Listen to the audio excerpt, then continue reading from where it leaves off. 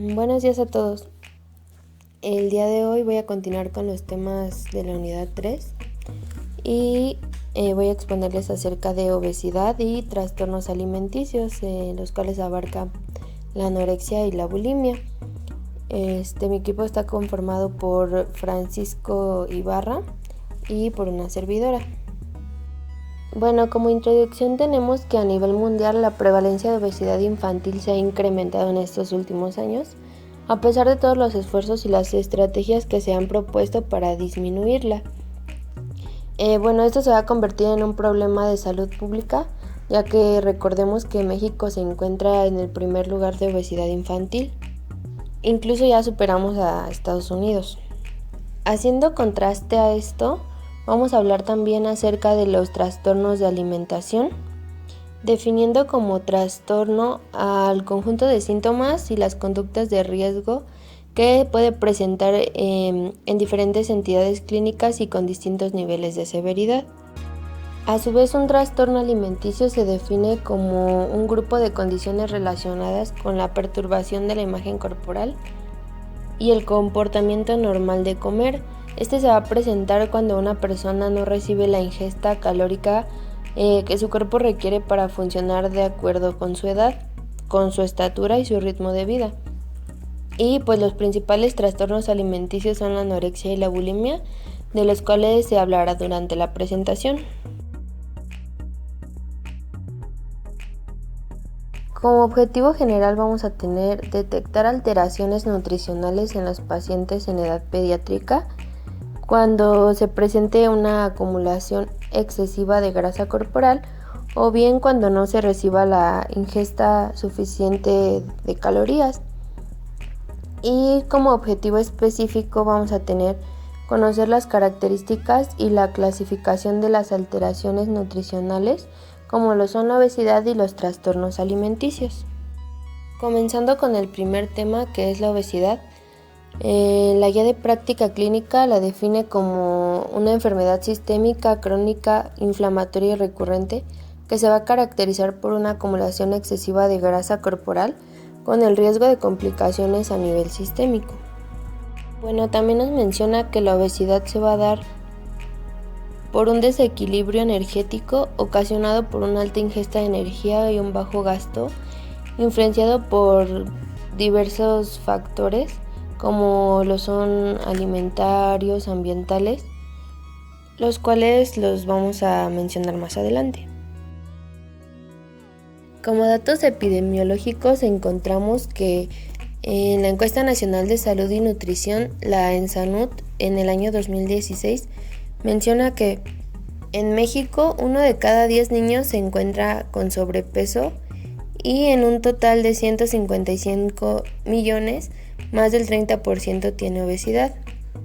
Otro dato es que el 15.3% de la población en edad escolar padece obesidad y esta va a ser mayor proporción en niños, con un 18.3% que en niñas, que solamente presentan un 12.2%. Y como ya les había mencionado, México actualmente presenta el lugar número 1 en obesidad infantil. Vamos a tener diversas clasificaciones de la obesidad. La primera de las que les voy a hablar es exógena y endógena. En la obesidad exógena se va a deber a un exceso en la alimentación o a determinados hábitos sedentarios. En otras palabras, la obesidad exógena es la más común y esta no va a ser causada por ninguna enfermedad o alguna alteración propia del organismo, sino que va a ser causada por los hábitos de cada persona. Este tipo de obesidad va a constituir aproximadamente entre el 90 y el 95% de todos los casos, lo que significa que la mayoría de las personas que la padecen es por un inadecuado régimen de alimentación o por un mal estilo de vida. Por otro lado, la obesidad endógena, esta es la menos común, debido a que solamente entre un 5 y un 10% de todos los obesos la presentan. Este tipo de obesidad es debida a problemas provocados por la disfunción de alguna glándula endocrina, como la tiroides, o debido a otras causas biológicas, como lo son el síndrome de Cushing, la diabetes mellitus, el síndrome de ovario poliquístico o el hipogonadismo. Y como ya les mencioné, pues esta va a ser causada por problemas internos. Debido a estos problemas, las personas no pueden perder peso e incluso muchas veces lo aumentan, aunque lleven una alimentación adecuada o realicen actividad física.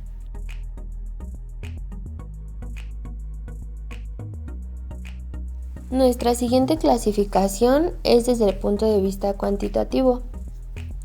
Y aquí vamos a tener dos tipos, que es la androide y la ginecoide. La androide también se llama visceral, central o de tipo manzana, y su característica principal es que el acúmulo de grasa es a nivel troncal o central, y pues esta la presentan más comúnmente los varones.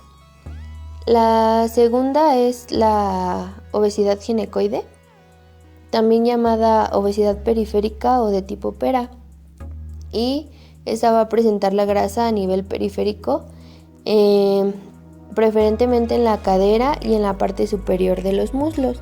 Por lo tanto, pues esta es más común en las mujeres. La tercera clasificación es una tabla de la OMS y esta va a ser de acuerdo al índice de masa corporal.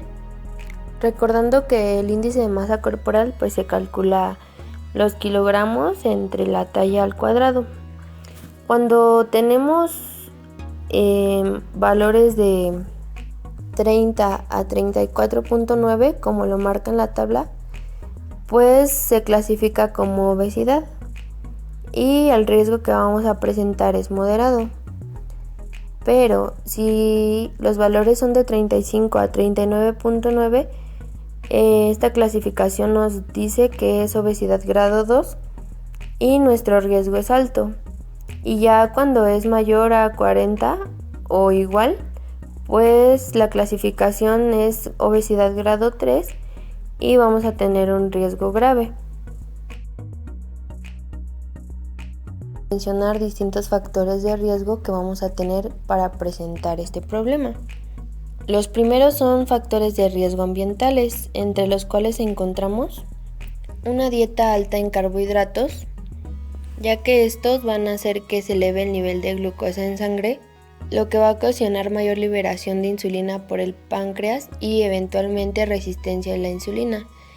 Esto ya saben que pues es una característica de la diabetes tipo 2. Esto es muy común ya que, como ya sabemos, pues los niños consumen los carbohidratos en refrescos, en cereales, en pan y en pastas, lo que lo vuelve un factor de riesgo para presentar obesidad. El siguiente factor es el abandono de la alimentación al seno materno. Aquí nos habla de que amamantar al niño por periodos menores de 4 a 6 meses, sustituyendo la leche materna por leches industrializadas o fórmulas lácteas, pues va a ser un factor que nos va a conducir al sobrepeso y a la obesidad. Aquí entra también la creencia de la gente de que un niño gordito es un niño sano, lo que va a hacer que la gente considere como un modelo de salud o de belleza a los niñitos gordos, y pues aquí se va a estimular la sobrealimentación. Otro factor que se presenta para desarrollar obesidad es el tiempo que pasan los niños y los adolescentes frente al televisor. Hay estudios que dicen que los pequeños que son obesos o que tienen sobrepeso ven la televisión durante más de 3 hasta 4 horas, y pues esto no debe ser así. Se recomienda que este lapso no exceda a las 2 horas para que pues este deje de ser un factor de riesgo. Otro factor es de que en la casa los alimentos ricos en frutas, vegetales y carnes, o alimentos que son ricos en fuentes de fibra, se están sustituyendo por comidas rápidas precocinadas. Esto se debe a que cada vez las madres o los padres de los niños pues trabajan y pues ya no tienen tiempo de preparar una comida adecuada para el menor. Entonces, por querer compensar el que ya pasan muy poquito tiempo con los niños, los llevan, por ejemplo, a comer por ejemplo, a McDonald's o así. Entonces sustituyen la comida sana por comida rápida. Y pues esto va a ser igual un factor de riesgo.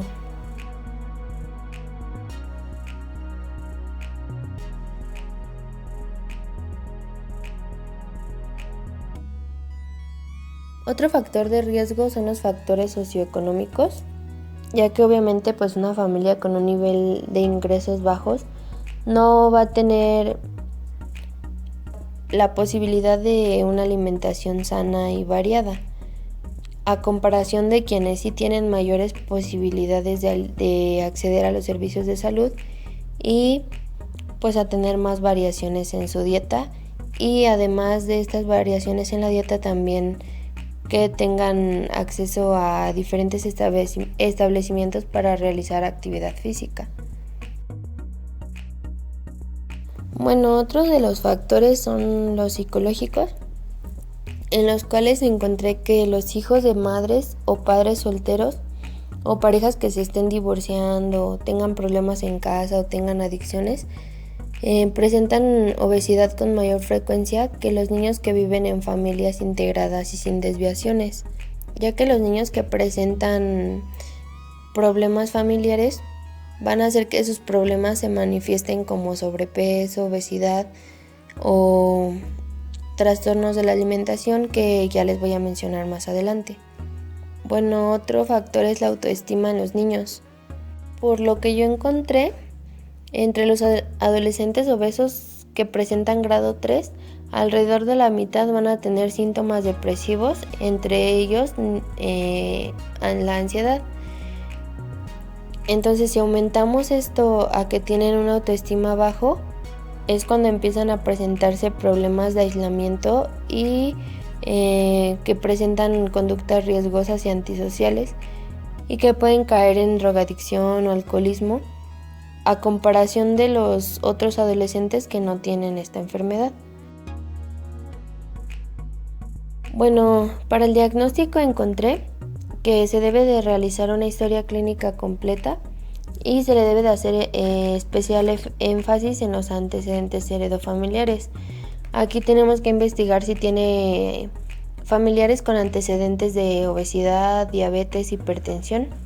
Y pues en los antecedentes personales tenemos que preguntar todo acerca del ingreso socioeconómico de los padres, en qué utilizan su tiempo libre, sus hábitos de alimentación, si el niño realiza o no realiza deportes y ejercicios. También se le debe de preguntar a su mamá si durante el embarazo tuvo diabetes gestacional o en alguno de sus otros hijos. También se debe de investigar su peso al nacer, si tuvo desnutrición in útero, si recibió lactancia materna y de ser así cuánto duró, y si se alimentó con fórmula láctea o cuáles fueron los alimentos sólidos que se le proporcionaron. También le tenemos que preguntar actualmente cuál es su ingesta de calorías y cuáles son los tipos de alimentos que consume. Igual si realiza actividad física o en qué invierte su tiempo libre. También, como ya se los había mencionado y explicado anteriormente, podemos hacer un diagnóstico con su índice de masa corporal, recordando que a partir de 30 o mayor o igual al percentil 95 se considera como que el niño ya presenta obesidad. En cuanto al tratamiento, encontré que hay dos puntos importantes que debemos de seguir. El primero es la modificación de los hábitos de la alimentación y el segundo es la modificación del estilo de vida, incluyendo el ejercicio. En cuanto a los hábitos de alimentación, el cambio lo va a favorecer una dieta balanceada, hipocalórica, que se ajuste al índice de masa corporal y que incluya 30% de grasas, 50% de carbohidratos y 20% de proteínas. Nosotros muchas veces vamos a estar tratando con niños en crecimiento, entonces aquí tenemos que tener presente que nuestro objetivo va a ser mantener el peso actual o bajarlo lentamente mientras el niño va a estar creciendo en estatura. En la modificación del estilo de vida, pues se debe evitar los alimentos industrializados y los jugos de frutas por su alto contenido en carbohidratos. También se deben de evitar al máximo pues todo el consumo de comidas rápidas como pizzas, hamburguesas, refrescos, y pues obviamente tenemos que cambiarlo por el consumo de agua mineral, frutas y verduras, y orientar a los padres y a los niños a que se deben de tener 3 alimentos principales y 2 refrigerios. También que se deben de sentar a comer a la mesa con la familia en lugar de hacerlo frente al televisor, y que las comidas deben de ser en un horario regular para que el niño aprenda las horas para tomar los alimentos y minimice los refrigerios entre las comidas. También se tiene que fomentar las caminatas, el uso de triciclos, patines o paseos para ir aumentando poco a poco la actividad física. Si aumentamos la actividad física, pues esto nos va a permitir que haya un aumento del gasto energético, que aumente la capacidad de movilización y oxidación de las grasas, va a aumentar los transportadores de glucosa en las células, va a reducir la resistencia a la insulina. Si hacemos ejercicio de tipo aeróbico, va a mejorar la capacidad cardiopulmonar, nos va a bajar la presión arterial y va a disminuir los triglicéridos malos y aumentar los buenos. O sea, va a disminuir los LDL y aumentar los HDL. Y pues también nos va a ayudar a reducir la grasa corporal y aumentar la masa magra, o sea, el músculo. Bueno, el siguiente tema son los trastornos alimentarios y nos vamos a basar en 2 más importantes, que son la anorexia y la bulimia. Bueno, primero vamos a empezar por definir qué es un trastorno alimentario. Estos van a ser alteraciones específicas y severas en la ingesta de los alimentos. Se van a observar en personas que van a presentar patrones distorsionados en el acto de comer, ya sea por comer en exceso o por dejar de hacerlo. Y esto va a ser en respuesta a un impulso psíquico y no necesariamente a una necesidad metabólica o biológica. Bueno, los factores de riesgo de ambos trastornos van a ser muy similares, por lo tanto decidí comenzar por explicárselos. En primer lugar, pues tenemos un factor individual. El ser del sexo femenino y estar en la etapa de adolescencia nos lleva a un factor de riesgo. Cuando se llega a la pubertad, lo que se espera en una mujer obviamente es el ensanchamiento de caderas. Pero pues las niñas muchas veces no lo saben y lo confunden con que están subiendo de peso o que tienen obesidad. Entonces empiezan por cambiar sus hábitos alimenticios y pues esto nos va a dar un indicador de un factor de riesgo. El tener obesidad también nos va a dar un factor de riesgo para estos trastornos, porque esto va muy de la mano con el siguiente factor, que es la capacidad de difusión por los medios de comunicación del modelo estético. O sea, si tú eres una mujer con sobrepeso o con obesidad y te imponen un modelo a seguir, como se puede ver en la imagen, ya sea una mujer pues con las medidas ideales que son el 90, 60, 90, obviamente eso va a influir como un factor de riesgo, porque tú vas a dejar de comer o vas a empezar a crear hábitos alimenticios que no son adecuados para tu salud. Otro de los factores son antecedentes familiares, que aquí entra el excesivo interés familiar por la alimentación, las dietas o la apariencia física y aptitudes físicas. Aquí, por ejemplo, entraría que muchas veces las mamás les dicen a las niñas: ay, no, tú no comas eso porque vas a engordar. Entonces empiezan a crear ideologías en las niñas que pues no son adecuadas para su edad. Y también influye mucho la autoestima. Aquí es más como para la anorexia, porque va a haber una alteración de nuestra imagen corporal. Es decir, que cuando una persona presenta anorexia se ve el espejo y por más delgada que esté, ella se sigue viendo gorda. Entonces, esto más adelante se los voy a explicar. Bueno, el primer trastorno del que se va a hablar es la anorexia. Se va a definir como un trastorno alimentario en el cual una persona presenta un rechazo al alimento y que va a ocasionar una extrema debilidad física que va a ser provocada por la falta de alimento.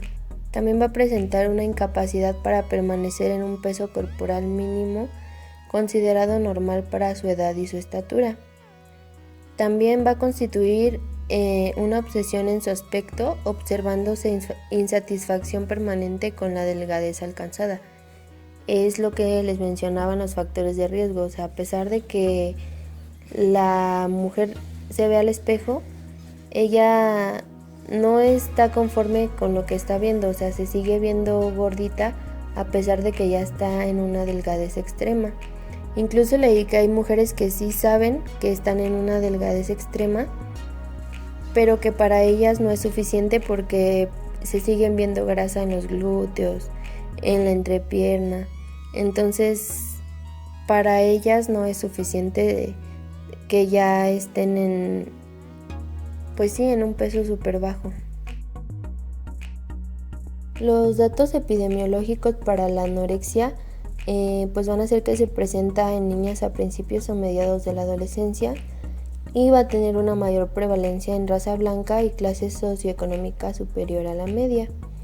Va a tener una prevalencia mundial de 0.4% y la edad promedio de presentación va a ser de 12 años con 3 meses.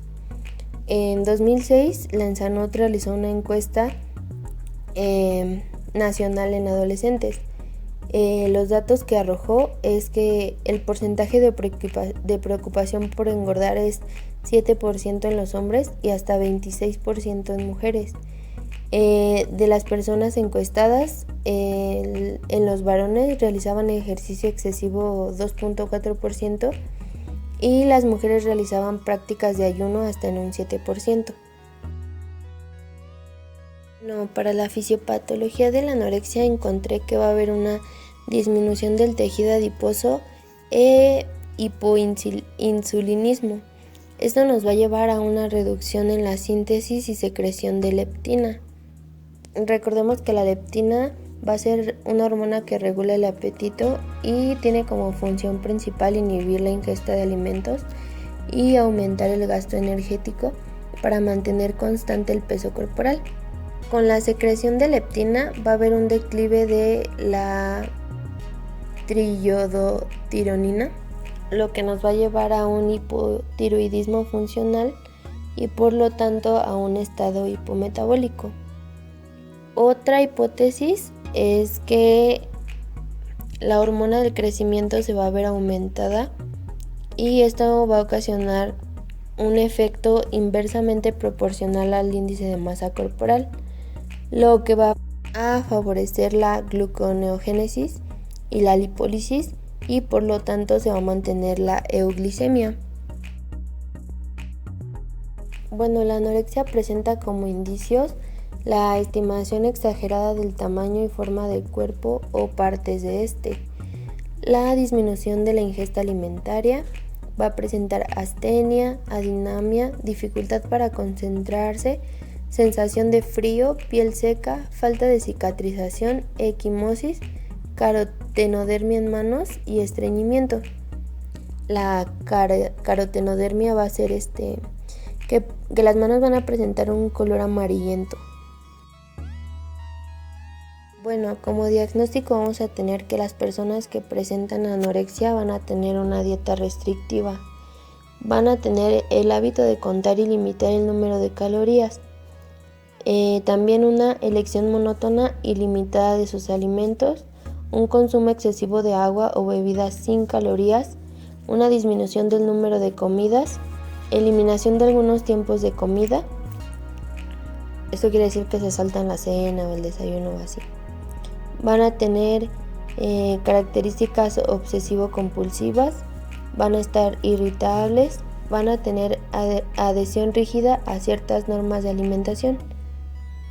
Y nosotros tenemos que hacer un examen físico en busca de un aspecto delgado o caquéxico, que presente peso bajo y decreciente, que tenga una temperatura menor a 35.5 grados, una frecuencia cardíaca menor a 60 latidos por minuto, esto en caso de adolescentes, que presente hipotensión, piel seca, aumento de la prominencia de los folículos pilosos, crecimiento de vello tipo lanugo en la cara o en el tórax, también que presente pérdida de cabello en la región parietal, que tenga abdomen escafoide, que presente acrocianosis, que tenga un llenado capilar lento o presente edema maleolar,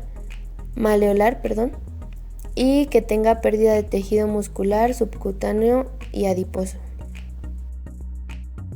La guía de práctica clínica nos menciona 4 criterios diagnósticos para la valoración de una persona con anorexia. El primero es que la persona con anorexia nerviosa mantiene un peso corporal por debajo del nivel normal mínimo para su edad y su talla. El segundo es que las personas con este trastorno tienen un miedo intenso a ganar peso o a convertirse en personas obesas. El tercero es que va a haber una alteración del peso y de la silueta corporal, es lo que les he estado mencionando, o sea que cuando se ven al espejo, a pesar de que tienen una delgadez extrema, ellas se siguen viendo obesas. El cuarto es que en mujeres que ya han tenido la primera menstruación, la amenorrea va a ser un indicador de disfunción fisiológica. Esto se va a deber a que va a haber una afectación del impulso generador de la hormona liberadora de gonadotropina y va a afectar la secreción de la hormona luteinizante y de la folículo estimulante, y esto va a inhibir la función reproductora, lo que va a culminar en amenorrea. Igual encontré que para el diagnóstico de la anorexia, las pruebas de laboratorio son únicamente para evaluar el estado de desnutrición y también van a servir para realizar diagnósticos diferenciales. Los que yo encontré para la anorexia es un hemograma, en el cual puede que se presente anemia o trombocitopenia, un perfil bioquímico en el cual va a haber un aumento de concentración de las enzimas hepáticas y valores bajos de glucosa, y también se va a realizar un examen de velocidad de eritrosedimentación. Bueno, el tratamiento para la anorexia busca aumentar el peso corporal a un ritmo de 250 a 500 gramos por semana. Esto se va a lograr aumentando la ingesta energética en incrementos de 100 a 200 kilocalorías hasta llegar al 90% de su peso corporal para el sexo, estatura y edad. Va a ser importante considerar una hospitalización en pacientes con frecuencia cardíaca menor a 50 latidos por minuto, que presenten hipotensión arterial o alteraciones en el electrocardiograma, o que presenten deshidratación, hipopotasemia o que hayan tenido un riesgo de intento de suicidio. Para tratar aspectos psicológicos se les recomienda una terapia cognitivo-conductual y también buscar redes de apoyo, como podrían ser su familia, sus amigos. También se les da tratamiento con antidepresivos para evitar pues que caigan como a intentos suicidas o algo así. Bueno, el siguiente trastorno es la bulimia, y esta se define como una enfermedad que se caracteriza por episodios recurrentes de ingestión excesiva de alimentos, o sea, atracones, y estos van a estar acompañados por una sensación de pérdida de control. Luego, el paciente va a utilizar diversos métodos para prevenir el aumento de peso, como conductas compensatorias, las cuales van a ser vomitar, usar laxantes o diuréticos o hacer ejercicio en exceso, entre otros. Lo que yo leí es que los atracones tienen periodos de duración menos de 2 horas, y generalmente lo hacen cuando están solos. Y posterior a eso, pues se sienten como la culpabilidad de que lo hicieron, y es cuando se presentan las conductas compensatorias, las cuales pues ya les mencioné. Bueno, en epidemiología encontré que la incidencia de bulimia nerviosa fue de 11.5 a 13% por cada 100.000 habitantes en 2003 en México. También encontré que en nuestro país se ha realizado una sola encuesta nacional sobre la prevalencia de trastornos de la conducta, en el cual se midió que la prevalencia de la bulimia es de 18% en mujeres y de 0.8% en hombres. Y la ENSANUT en 2006, registró conductas alimentarias de riesgo. La principal fue la práctica de atracones, y esta fue en 9% en hombres y hasta 12% en mujeres. Encontré teorías acerca de la fisiopatología. La primera es la respuesta inadecuada a la secreción de colecistoquinina, con lo cual esta no ejercería su función como estimulante de la saciedad, por lo cual se iban a presentar los atracones. También va a haber una inadecuada secreción postprandial de serotonina, lo cual va a provocar que se ingieran grandes cantidades de alimento y por lo tanto, al no haber una adecuada secreción de serotonina, también se producen la culpabilidad que sienten las pacientes y los pacientes al consumir grandes cantidades de alimentos. Bueno, los síntomas para la bulimia son irregularidades menstruales, ardor esofágico, dolor abdominal inespecífico, letargo, distensión abdominal, fatiga, cefaleas, constipación, diarrea, tumefacción de manos y pies, dolor de garganta y depresión. Y en cuanto a los signos, presentan callosidades en las manos. Este es el signo de Russell, el cual se puede ver en la imagen. Presentan hipertrofia de las glándulas salivales, erosión del esmalte dentario, enfermedad periodontal, caries, petequias faciales, irritación perioral, úlceras orales, hematemesis, edemas en tobillos y periorbitario, y presentan distensión abdominal. También es común encontrar manifestaciones clínicas parecidas a las de la anorexia, como pueden ser el pelo frágil y quebradizo, las uñas frágiles, la piel seca, y también que debemos de buscar lesiones esofágicas que no se puedan ver a simple vista, porque muchas de estas pacientes utilizan instrumentos para inducirse el vómito, como puede ser una cuchara o un cepillo de dientes.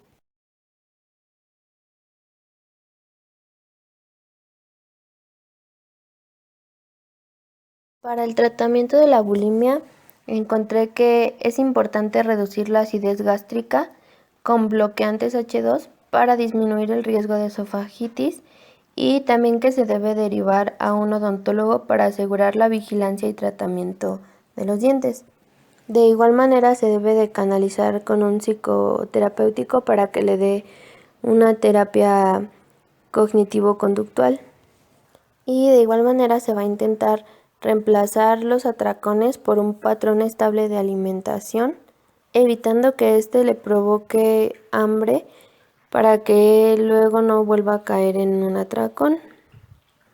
Y también son de gran ayuda las redes de apoyo, en las cuales pues las va a encontrar en sus amigos, en su familia y en su entorno. Y bueno, de mi parte sería todo. Espero que les haya quedado un poquito más claro el tema, y pues espero que tengan una bonita tarde. Mi compañero Francisco y yo les agradecemos su atención. Se levantan, listos, se levantan la cadera, no despeguen las manos del piso. Está mal, estás mal. Estás mal, Carlos. Listos. Fíjate. Y fuera, vámonos. Córrele, córrele, córrele, córrele. Córrele, Ángel. Toque la línea, hasta allá, Ángel. Hasta allá.